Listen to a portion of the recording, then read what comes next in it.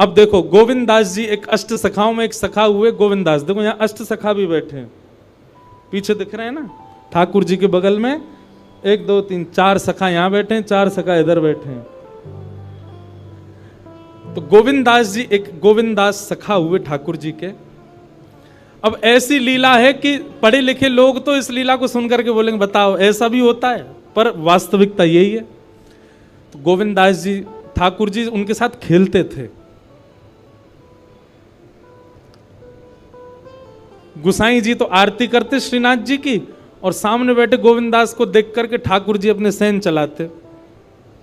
गोविंद दास कहते डट जाओ, आरती चल रही है अभी। और किसी दर्शनार्थी को नहीं दिखता था, बस गोविंद दास को दिख रहा है, सूरदास जी को दिख रहा है, चीत स्वामी जी को दिख, इन अष्ट सखाओं को ही दिखता था।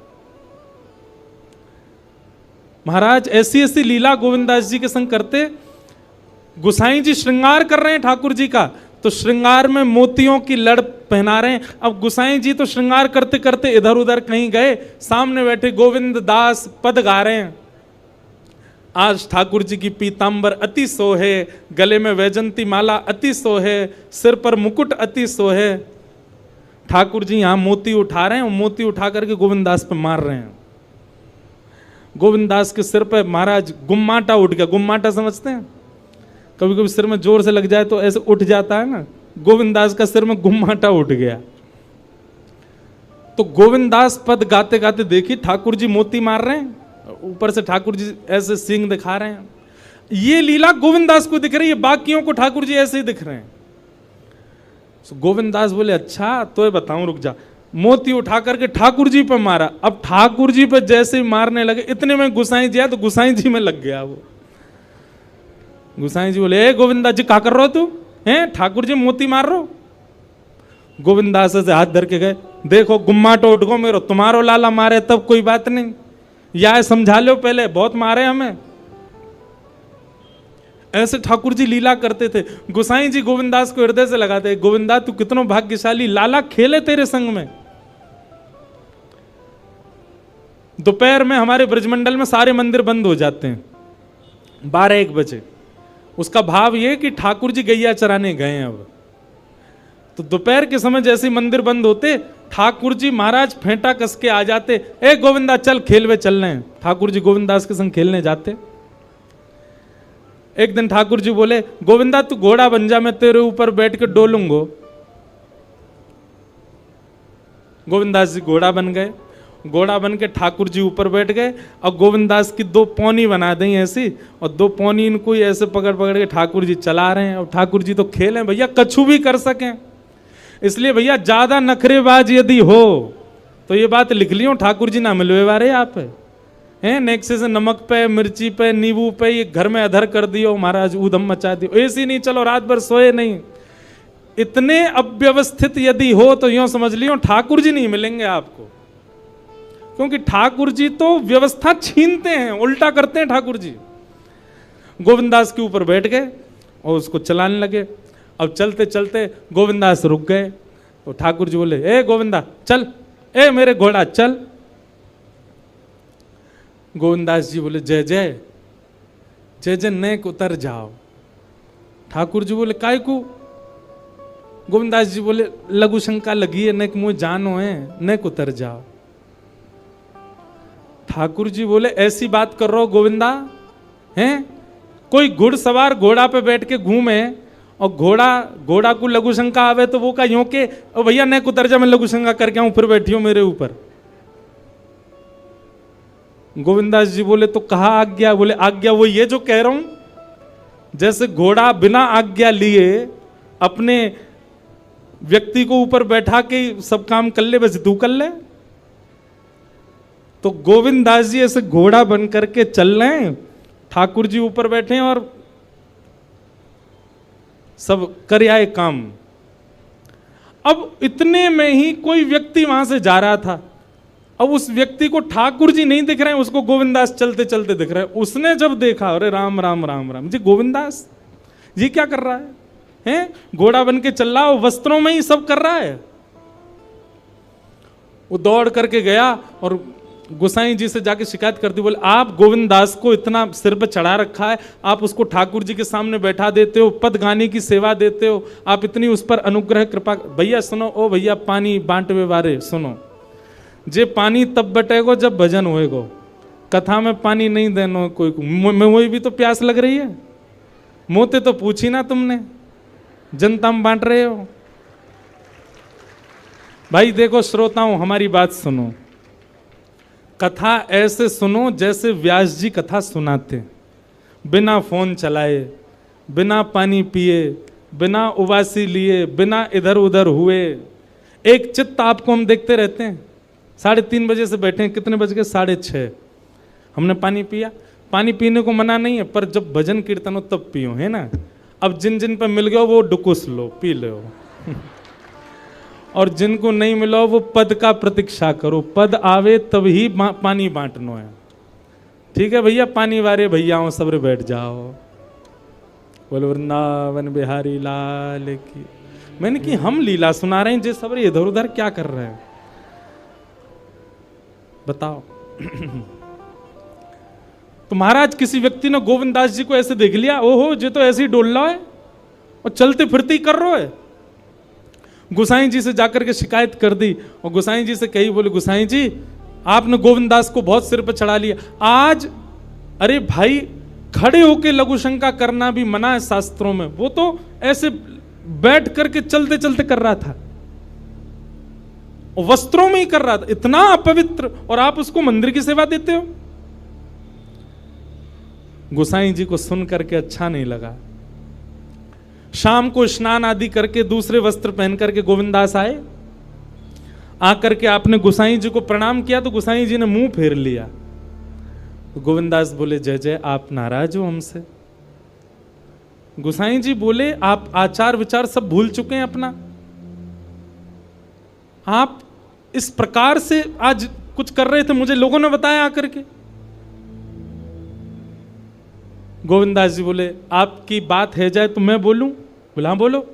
बोले मोते मत कहो, अपने लाला को समझाओ। जय हट करके बैठे, जय जिद करे, कहा करूं, कहां तक समझाऊं जाकू मैं? आज मुंह को घोड़ा बना लियो और घोड़ा बना के मेरे 2 पौनी बना के ऐसे ऐसे चला रहे मोए। तब मैंने इनसे कहीं जय जय उतर जाओ, मैंने एक लघु शंका कर आऊं, स्नान कर आऊं, फिर बैठ जाइयो। तो मोते बोले, घोड़ा कभी आज्ञा ले, तू तो मेरा घोड़ा है, ऐसी कर ले। इनकी आज्ञा सो मैंने कियो, मैंने अपनी इच्छा सो नहीं क्यों, नहीं मैं क्यों करूंगा ऐसा। गोविंद दास जी की बात सुनकर के गोसाई विठलनाथ जी इतने भावुक हो गए, इतने भावुक हो गए।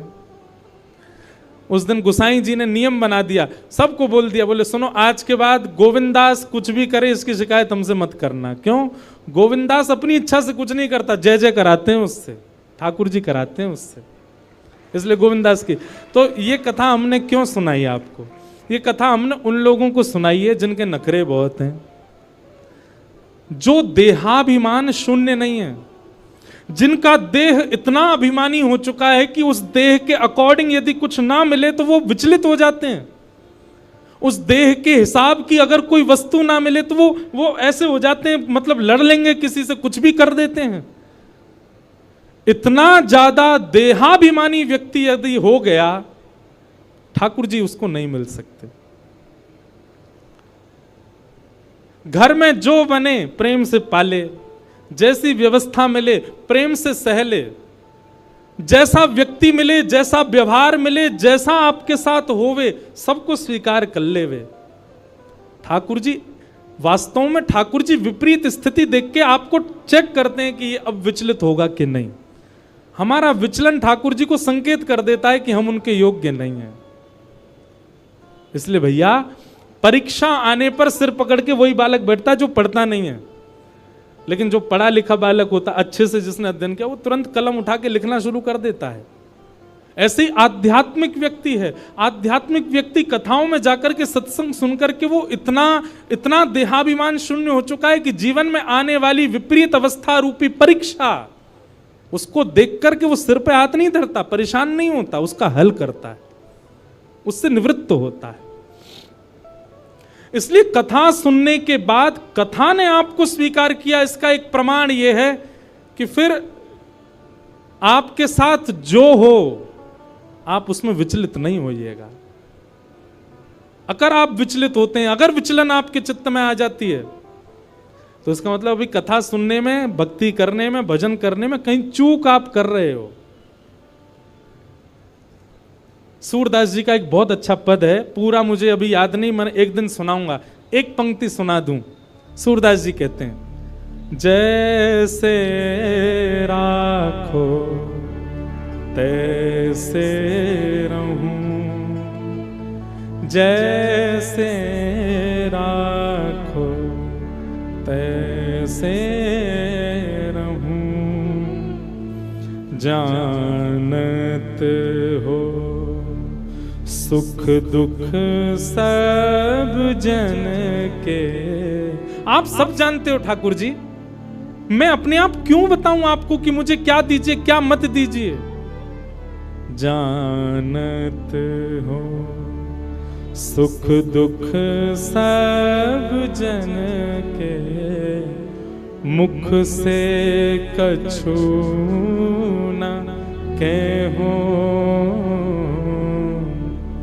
जैसे राखो तैसे रहूं।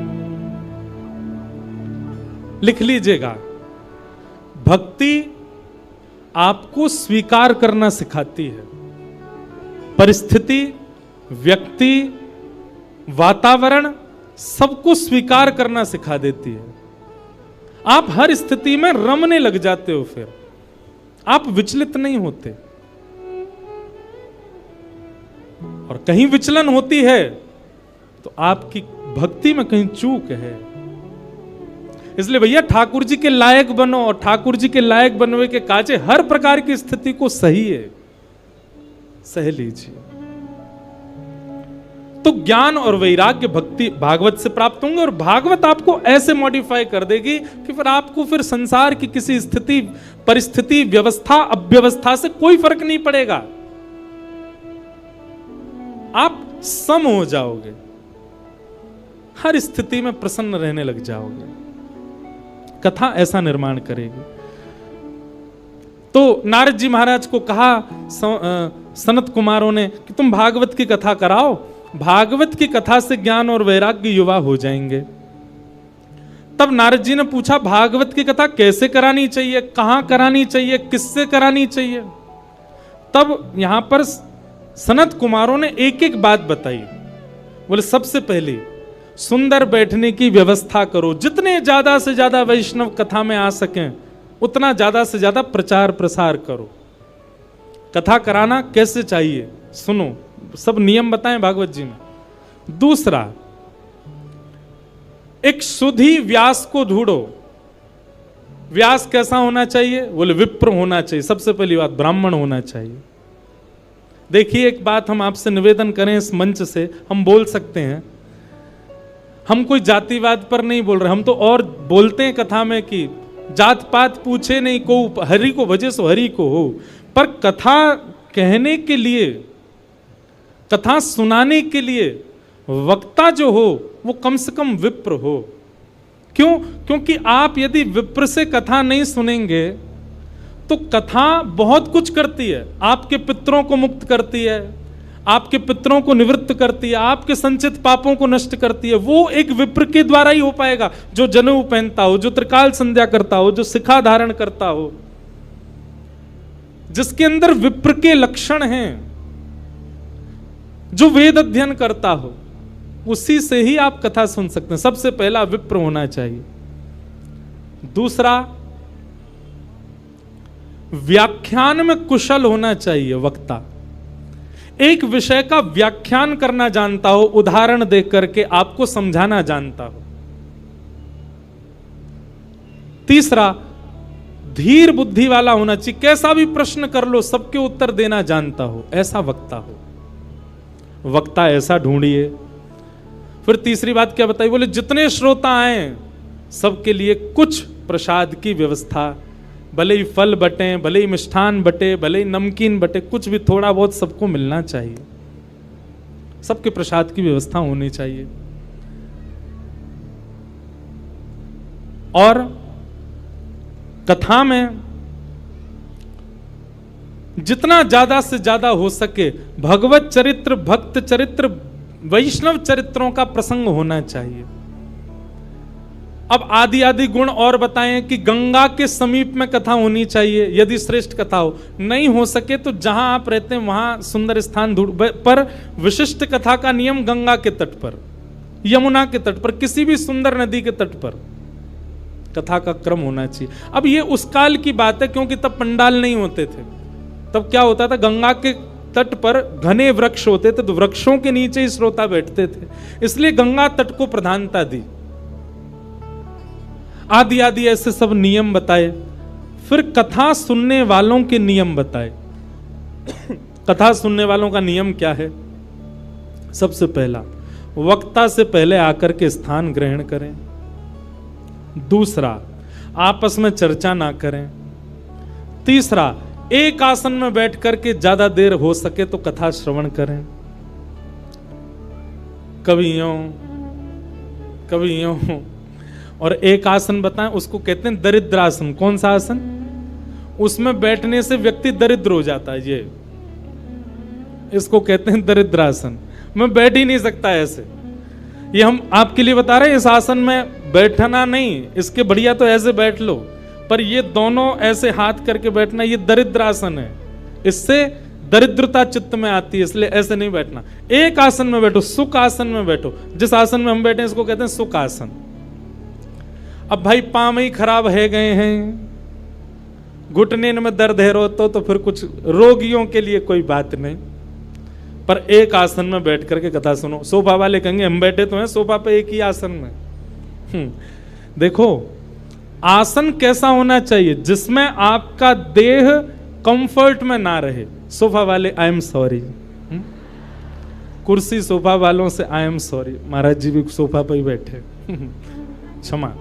पर कथा कैसे सुननी चाहिए? कंफर्टेबली बैठ करके नहीं। आप जब तक इनकंफर्ट नहीं होगे तब तक वो तपी नहीं माना जाएगा। और सत्य बताएं तो कथा में मन ही तब लगेगा जब आप एक आसन में एक स्थिति में बैठोगे। तो आसन शुद्ध होना चाहिए, वक्ता से पूर्व आ जाना चाहिए। वक्ता जब कहे कीर्तन करो तो सबको कीर्तन करना चाहिए। वक्ता जब बोले तब सबको शांत रहना चाहिए। दूसरी बात, तत्श्रृण्वन प्रपठन विचारण परो भक्त्या विमुच्चे नरः। कथा जो सुने उसको याद कर लेवे, घर जाकर के उसका मनन चिंतन करे। और तीसरा, मनन चिंतन करके तुरंत अपनी लाइफ में इंप्लीमेंट करे।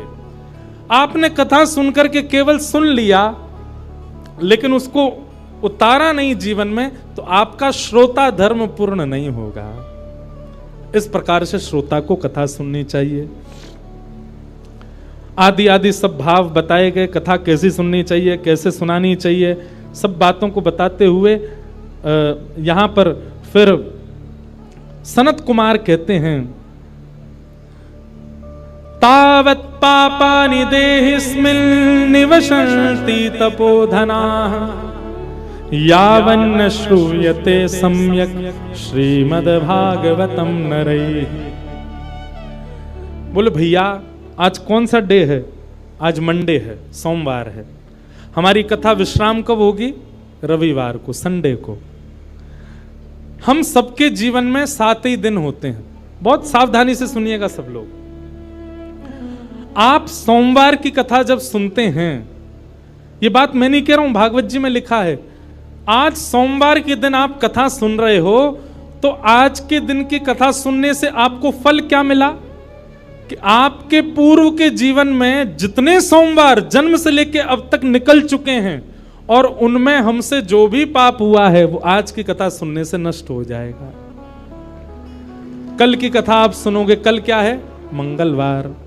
मंगलवार की कथा सुनो, जितने मंगलवार आ चुके जीवन में सबके पाप नष्ट हो जाएंगे। इस प्रकार करते करते जब रविवार की कथा आप सुनोगे विश्राम दिवस की, और कथा सुनते ही जैसे ही कथा विश्राम होगी आप क्या हो जाओगे? पूर्ण पवित्र। आपका अकाउंट क्या हो जाएगा? 0, सब खत्म।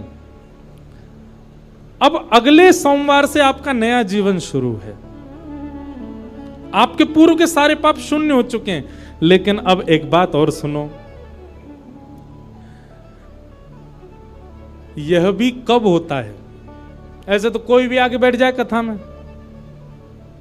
दिन भर चोर चोरी करे, शाम को कथा में आके सुन ले कथा। चलो आज का खाता तो खत्म हो गया, पुलिस पकड़ के ले, बोल मुझे पकड़ नहीं सकते, अब व्यास जी ने मना किया, मेरे सारे पाप नष्ट हो गए, आज कथा सुनी आया मैं। सुबह चोरी करी थी पर कथा सुन ली, फिर मैंने सब शून्य हो गया। ऐसा नहीं, आप कथा में संकल्पित होकर के बैठिए। भागवत जी से निवेदन कीजिए, हे भागवत जी, हम 7 दिन के लिए आपकी शरण में आए हैं। हे शब्द रूपी श्री कृष्ण, हम 7 दिन के लिए आपकी शरण में आए हैं।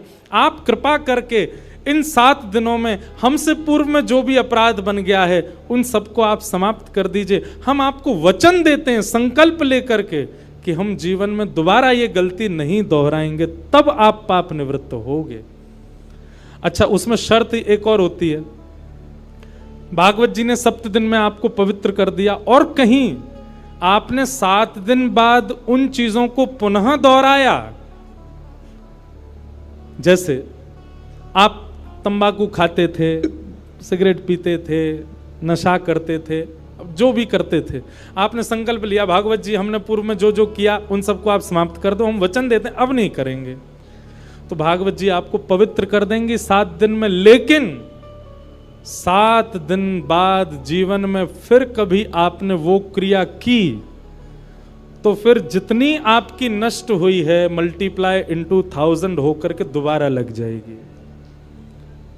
1000 गुना ज्यादा होकर के आपको वह पाप पुनः लग जाएगा। इसलिए भैया, जो अपने व्यसन नहीं छोड़ सकते, हम मंच से कह रहे हैं कल से कथा में आप नहीं आइएगा, क्योंकि आप उस व्यसन को नहीं छोड़ पा रहे हैं और कथा आप सुन रहे हैं, क्या फायदा? मल्टीप्लाई इनटू 1000 हो जाएगा और ज्यादा आपको पाप लग जाएगा। इसलिए कथा सुनने की सामर्थ्य वही लोग रखिएगा जो पुनः संकल्पित हो जाते हैं कि हम नहीं करेंगे। 2-4 लोग मुझे उठते से दिखाई दिए, नहीं बेचारे वो किसी को ढूंढ रहे फोन पे। मुझे लगा कि 2-4 लोग उठ रहे हैं, इसका मतलब ये सोच रहे होंगे कि यार गलत फंस गए हम तो कथा में, हम तो छोड़ ही नहीं सकते अपना व्यसन, और ये व्यास जी तो यहां तो पूरी कसम बसम खिला रहे हैं। भैया हमारी एक बात सुनो, संबंध किसको कहते हैं? जहां पर एक व्यक्ति अपने दूसरे प्रेमी के लिए स्वयं को बदलता है। कथा हम लोग ठाकुर जी से संबंध बनाने के लिए सुनते हैं, तो क्या हम इतना नहीं बदल सकते कि जो हमारे बुरे कर्म हैं, जो हम गलत क्रिया करते हैं, और विशेष रूप से सुनिए ध्यान से पंजाब के हमारे युवा भाई बहन, वैसे तो यहाँ सब अच्छे ही बैठे हैं, पर आपके जो मित्र आदि हैं बहुत व्यसन में पड़े हुए हैं। पंजाब सबसे समृद्ध प्रांत है भारत का। जैसे शरीर में सारे पार्ट्स आपके ठीक हैं, पर माइंड खराब हो जाए तो सबको खराब करने की सामर्थ्य केवल माइंड में है। ठीक वैसे ही भारत के अनेक प्रांत हैं, पर भारत का सबसे समृद्ध प्रांत पंजाब है। इसका मतलब भारत की बहुत सी इकोनॉमी पंजाब के लोगों से चलती है। बिजनेस में देख लो, इंडस्ट्री में देख लो, गायकी में देखो, हर जगह पंजाबी आगे हैं। यहां के लोग ही अपना खान पान और व्यसन नहीं छोड़ेंगे तो पूरे भारत पर उसका इंपैक्ट पड़ेगा। इसलिए हमारी युवाओं से प्रार्थना, जो जो कथा में बैठे हैं अपने अपने सखा सखीन को पकड़ के लाओ कथा में और उनको सुनवाओ, और जब कथा सुन लेना वो पूरी 7 दिन, तब उनको ये वाली बात बताना, बोले अब तेने अगर पाप किया तो 1000 मल्टीप्लाई हो जाएगा। पहले ही बता दी तो डर के मारे आएगा ही नहीं, वो कह देगा वायरल हो गया मैं नहीं आ सकता। तो कथा आपको पवित्र करेगी। तावत पापानि देहेस्मिन्, पाप तब तक आपके शरीर में रहेगा जब तक आप कथा पंडाल में नहीं आए। कथा पंडाल में आते ही पाप सारे भाग जाते हैं, पर कब? जब श्रोता संकल्पित हो जाता है। ऐसी भागवत की कथा के बारे में बताया, और इस प्रकार अब ये कथा भक्ति ज्ञान वैराग्य की पुष्टता के लिए हो रही थी। तभी उस सभा में भक्ति महारानी अपने दोनों पुत्र के साथ आ गई और दोनों पुत्र जो कि वृद्ध हो चुके, कथा में आते ही नवीन एव स्वरूपनी, नया स्वरूप हो गया, पकी हुई दाढ़ी बिल्कुल चली गई, बिल्कुल युवा हो गए दोनों, ज्ञान और वैराग्य। भक्ति महारानी देख करके नृत्य करने लगी। भक्ति सुतौ तौ तरणौ गृहीत्वा प्रेमैक रूपा सहसा विरासीत्। श्री कृष्ण गोविंद हरे मुरारे नाथेति नामानि मुहुर्वदन्ति। भक्ति ज्ञान वैराग्य दोनों तीनों नृत्य करने लगे, युवावस्था में आ गए और कहा महाराज बड़ी कृपा, इस कथा ने वो कर दिया जो कोई नहीं कर पाया। ज्ञान वैराग्य जो वृद्ध हो चुके थे दोनों युवा हो गए। भक्ति अपने युवा पुत्रों को देख करके प्रसन्न हो गई। तो भागवत जी क्या करती हैं? भक्ति ज्ञान वैराग्य को चित्त में युवा करती, उनको वो सोए हुए हैं उनको जगा देती।